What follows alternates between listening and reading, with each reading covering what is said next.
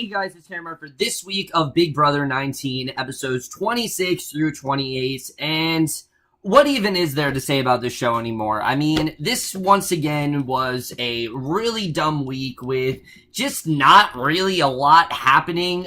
Most of this review, I'm going to be talking about what I think is going to happen for the rest of the season, rather than what actually happened this week, because there's really not a lot to talk about, unfortunately, guys. And I'd love to sit here and, say, oh, all this stuff happened. But in reality, not really a ton happened this week. And, yeah, just another very mediocre week with not a ton happening. It's disappointing because, there are weeks where there could be a lot happening at this point, but there just really isn't. It's the same strategy. It's the same mentality these house guests have had, and there's really not a lot to talk about. But let's just get into it now, starting off with Sunday. Because right off the bat, guys, I'm going to tell you guys right now, I'm not talking about the fucking Friday show. I refuse to do that. It was a Derek episode where there were, clip shows, and there was a segment about, Jessica pronouncing the word hymen wrong and things like that. I don't want to talk about it. I don't know why Big Brother does these clip shows. They're dumb. They're stupid. Nobody likes them. Just stop. Honestly, just stop. Nobody likes them. Let's just get into Sunday, because Sunday, we did, in fact, have Derek, and Derek wasn't just there for any reason. They actually gave him a reason to be there, which was that he was there to actually host the HOH comp, and he hosts the HOH comp, and for once, it's a comp that Christmas can actually play, which I was really shocked about. But yeah, they found a competition that Christmas can actually play in, and not only does Christmas play in it, but she actually wins. Well, technically she wins. Paul actually throws it to her because he doesn't want HOH, and he gives it to Christmas, and Christmas is now HOH, but Paul is still kind of HOH because of the fact that Paul pretty much is just telling Christmas what to do, and she's gonna listen to it. And Christmas, oh my god, I mean, every single week I talk about this, but Christmas is a player that had so much potential, and there was so much that was going in her favor. The fact that she broke her foot, I mean, that could have gotten her to make some really solid connections and have a really good social game, but no, she's just been so focused on doing what Paul wants. I mean, Christmas is at the point where she's okay with losing to Paul, and at this point in the game, that's not what you should be thinking about. It's not. You should be thinking about what's going to take me further to that 500,000K. What's going to take me further to that? And that's not what Christmas is really thinking about at all. And it's really disappointing because I saw so much potential in her. And in the beginning of this, she's like, oh, I'm going to make these big moves and I'm going to do things that nobody sees coming. And we're going to get into that whole big moves thing a little bit later on because it's kind of a load of shit, but like I said, this week, not really a ton happening in general. In Sunday's episode, we do kind of get an idea of what Paul's strategy is, which, let's talk about Paul, because up till now, I've said, oh yeah, Paul's playing a great game, he's doing a really good job, and I'm trying to find things to enjoy about this season. It's gotten to the point where I'm just trying to find things, because there really isn't a lot going on this season that I really do like. Paul's game has been one of the most consistent elements of this season. He's been the one that's in control. He's made every decision.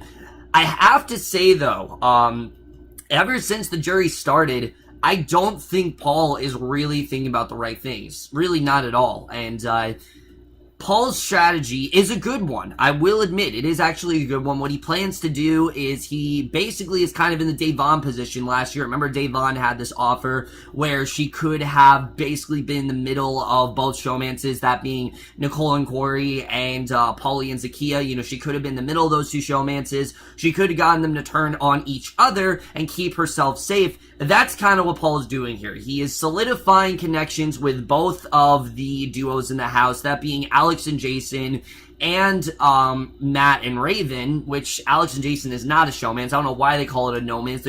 They're friends, because of course in Big Brother, a boy and a girl can't possibly be friends, right? That's definitely not a possibility. That's never been done ever, but, basically, he wants to get these two to go after each other, and it is a viable strategy. I will definitely say that. I do think his strategy is, in fact, a good one. But I do have, some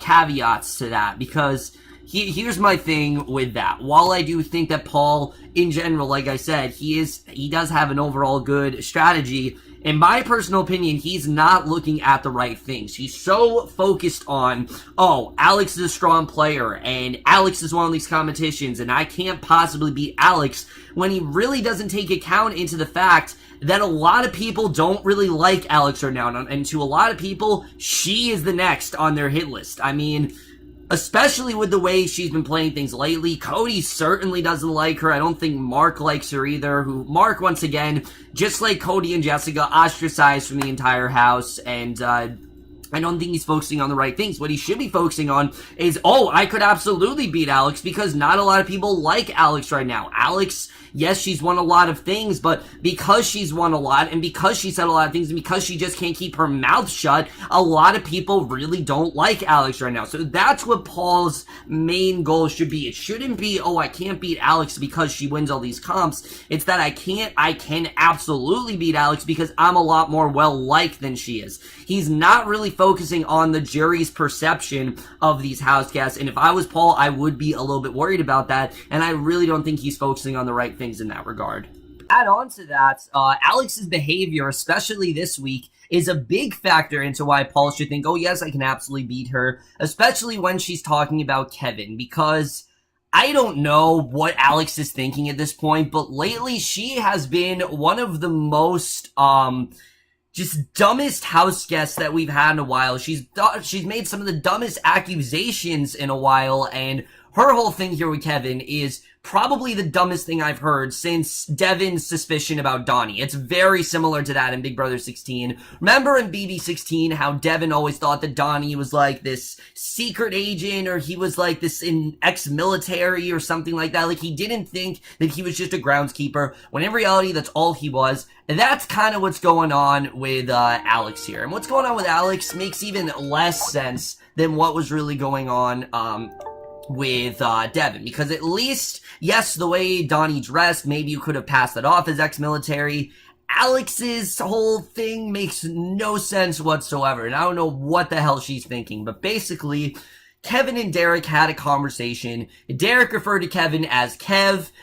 Kevin and Derek had very similar mannerisms, and Alex, for some reason, picks up on the fact that because these two have talking, that Kevin must be a police officer, because, oh yeah, definitely, you know, anyone that is from that area is definitely a police officer, and because he's referring to him as Kev, they must have some sort of familiar connection, which was just really dumb. I didn't understand this at all. Like, what about Kevin says police officer? Nothing. All Kevin is just someone who knows basic street skills. He was, in fact, yes, he was in a mob. That's where he is, from Brooklyn, and yes, he has picked up a lot of those traits and used them to his advantage, but I don't know what she's thinking at this point. It makes no sense whatsoever.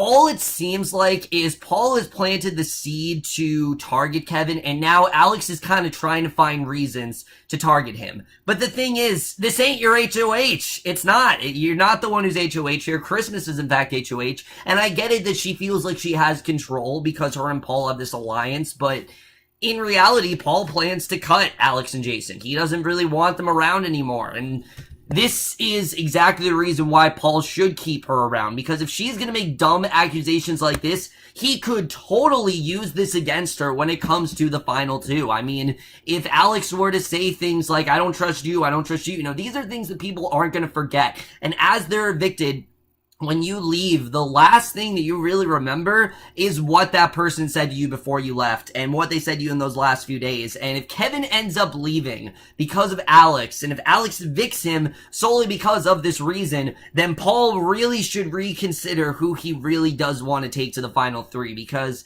him wanting to take Alex, I think, would be very beneficial to his game, and it's things like this that very much do show me this, that, you know, he should do that. And Alex in general, she just can't keep her mouth shut. She really can't. I mean, even Derek in the Friday episode, when he's talking to her and Jason, she just blatantly says, oh yeah, he's my ride or die. It's like she doesn't want to keep anything from anyone. She's just kind of setting herself up to be this huge target, and I would not be surprised if in a few weeks Alex is public enemy number one. I really could see that happening, and that's really her problem here. She just says everything. She's not able to hide anything from the house guests, and she's just not good at it. That's the thing. She's just not subtle at all. Everything she does, she's so blatant about and blunt, and I think that really is what's going to end up killing her game in the end. But it doesn't seem like Paul is really taking account to that, and I think, again, it really is going to hurt both of them in the end of this. Honestly, as I said, guys, there's really not a ton happening this week. The highlight of the Sunday episode is Jason getting this HOH basket, and the fact that this is such a major plot point just shows how far down this season has really gone, because we got Jason, he gets his HOH basket, and he gets a letter from his wife, and it's not just any ordinary letter. Apparently his wife is actually pregnant with their second child, which I'm not a huge fan of Jason. I just kind of think he's whatever. I don't dislike him. I think out of most of Paul's minions, he's definitely one of the more tolerable ones. But I'm happy for the guy. I mean, you know, it's tough being away from your family, obviously, and him knowing that his second child's on the way. It was nice to see, but they milk it constantly throughout this week. They want to keep reminding you, oh yeah, Jason's going to be a father. Jason's going to be a father. It's just, this is what we're focusing on. We're at the final 8, and we're focusing on Jason becoming a father again, and Jason's son having a brother. I mean, that just shows you how just the lack of eventful happenings in the house. There's really nothing that's really going on this week, and this is the perfect example of that, because we get to the end here. Like I said, Mark has pretty much just been ignored by the entire house at this point, and basically, you know, he knows very well that he is the target, and there's this thing that comes in called the Tree of Temptation, which you got rid of the temptation competition. Now we have the Tree of Temptation, which is one of the most worthless twists I think we've ever had in the show, because the whole idea of the Tree of Temptation is that Mark, he's gonna pick something from the Tree of Temptation, whether, you know, it be some sort of apple, and it's gonna either help him or not help him. What ends up happening is he picks the apple, and it's something that says save a friend. But Mark, of course, doesn't really have any friends in this house, so he decides to pick Paul, which I guess I understood his mentality, because Paul gave him the friendship bracelet on week 1, so this was kind of him, like, you know, like in return, but it shows how nice of a guy Mark is, and I think that's what's really killed his gameplay here. Mark is just too nice of a guy, and I get it, that yes, you do want to be nice in the house, but you also want to be cutthroat. You want to make good decisions. You want to do things that really do help your game, and Mark just has not really done that. He's just too nice of a guy, and I think that's really his main thing. And again, it's very hard to hate Mark. It really is. I'll say that right now. It's very hard to hate him because of the fact that he is so nice, and because of the fact that he is so genuine.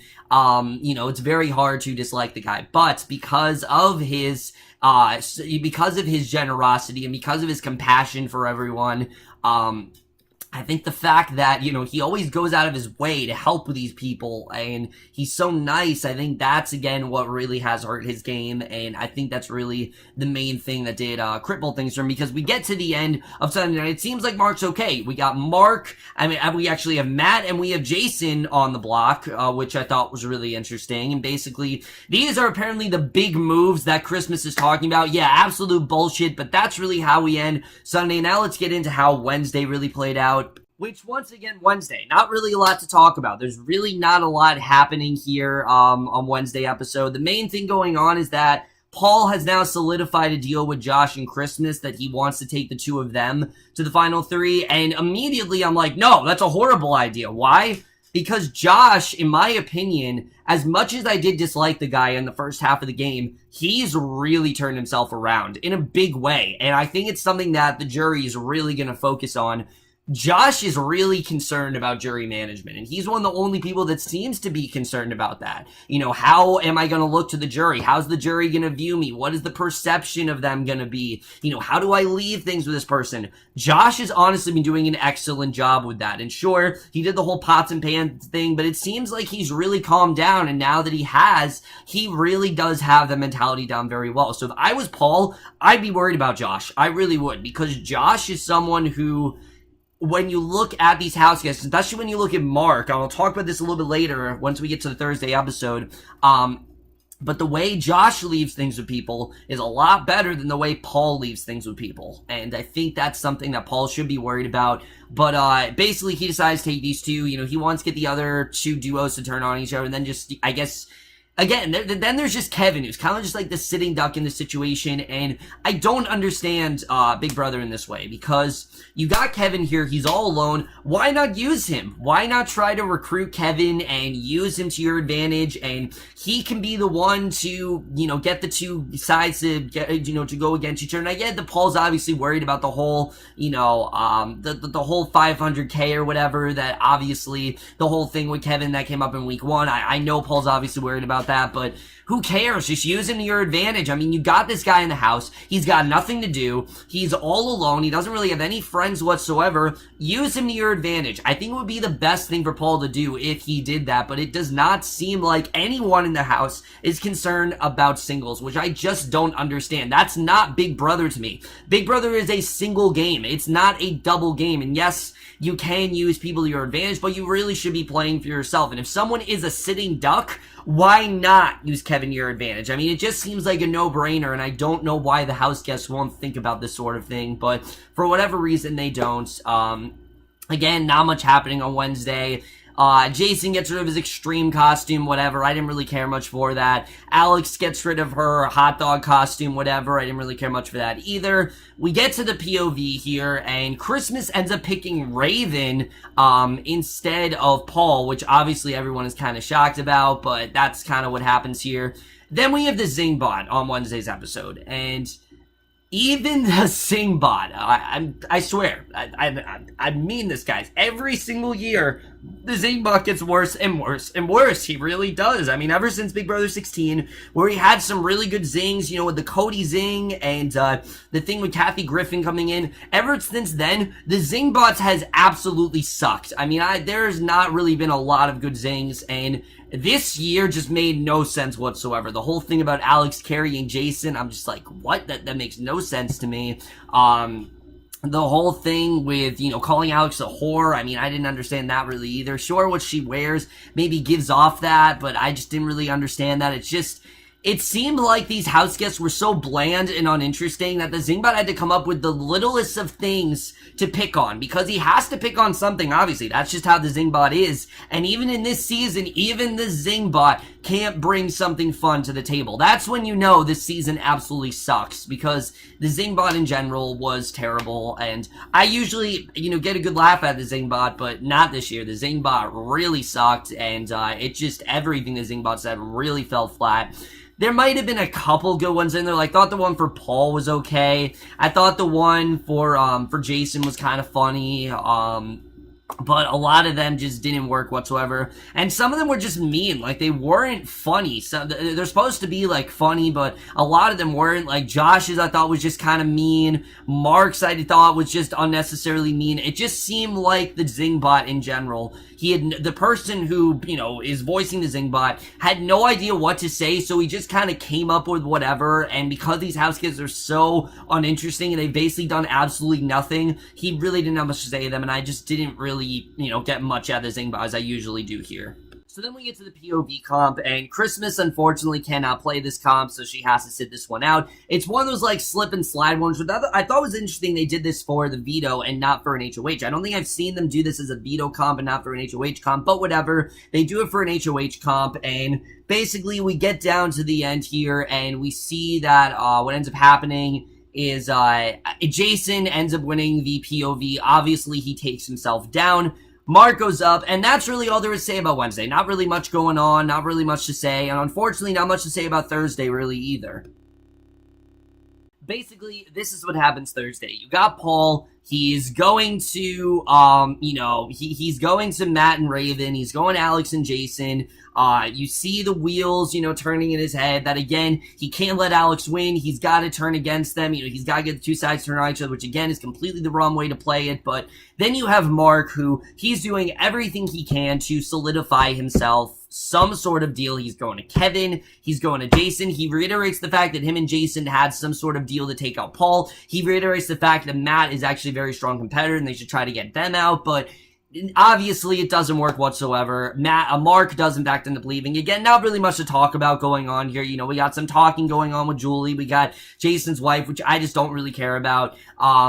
You know, Mark does end up going home going to jury. And the way that this played out was really interesting because Mark's speech with Julie was very all over the place. You got the sense that Mark didn't really know what his downfall was. There were quite a few things that really did cause his downfall. But again, I think the main problem with Mark really boils down to the fact that he was just too nice of a guy. He really was. And he let his emotions really get the best of him, and that's something you can't do in Big Brother. You know, sure, there are emotional moments, but you can't let it get to you. You have to try to shake it off, and Mark just was never able to do that. He was so focused on Elena and, you know, this thing that Josh would say to him, and I get it that Mark was bullied. I totally understand that. I get it that Mark's situation, I feel for the guy, I really do. I mean, he lost both his parents, he was bullied, you know, he just really was not that great of an experience for him, but he actually left out in a very classy manner, and I'm happy to see that.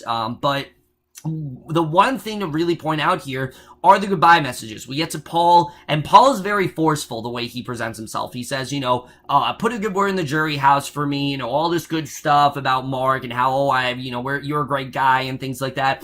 It just feels very heavy-handed and very forced and very scripted. Like, Paul did all he could to write this, and it just didn't come off as natural at all. Josh just came off a lot more like, oh, we're gonna be friends after this, and, you know, we're gonna be fine here. You know, Josh just seemed a lot more natural, and that he actually didn't mean what he said. And you can tell that in Mark's exit interview when Mark even says that Josh is a nice guy, and to Paul, he doesn't like the way that Paul's been playing things up. So again, I think Josh has a much better advantage here. He's presenting himself in a way that's a lot more friendly, and Paul's doing it in a way where it feels very fake and scripted, and I think it really is going to hurt his game in the end, and I think it really is going to benefit Josh in that way, in a way that I can't believe I'm saying this, but I really could see Josh possibly winning this game, and that's really the way we do end things here. We get to the HOH, that's really all there is to say.